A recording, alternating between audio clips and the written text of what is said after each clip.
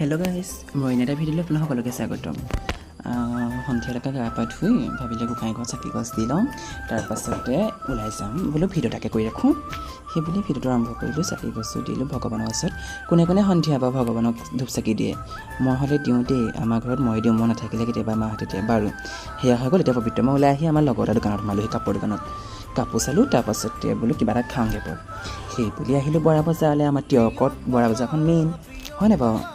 বহুতে চাগে চিনি পায় তিয়কৰ বৰা বজাৰ। তাৰপিছত আমি বেগভিলাত আহি বোলো কি আছে খাওঁ।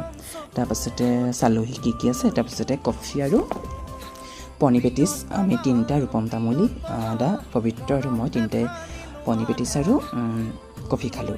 এনেই মই ধেমালিতে ক'লোঁ এইটো কেনেকৈ খায় পবিত্ৰ, তাৰপিছত হাঁহিছে। বাৰু আমি খাই মেলি আজৰি হ'লোঁ। কিন্তু এই পনী পেটিছ খালে গোটেইখন পৰে পায়, বৰ লেতেৰা হয় ন? আপোনালোকৰ পৰা পৰেনে? তাৰপিছত আমাৰ ৰূপম দাই আকৌ চচ পাৰে মানে খাইছে দেই। তাৰপাছত বোলো ময়ো চচটো লগাই খাওঁ বুলি চচটো লগাই খালোঁ। আমি তিয়কলৈ আহিলে আমি এনেকৈ কফি পনী পেটিছ খাওঁৱেই, পবিত্ৰই মই। ৰূপম দা বাৰু সেইদিনাহে আহিছে। বাৰু খাই মেলি আজৰি, তাৰপিছত পে' কৰিলোঁ।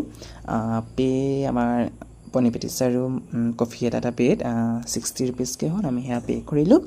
তাৰপাছতে বোলো আমি এতিয়া যাওঁ। ৰূপম দাও গ'লগৈ ঘৰলৈ, লাডুৰি গ'লে, আমিও আহিলোঁ।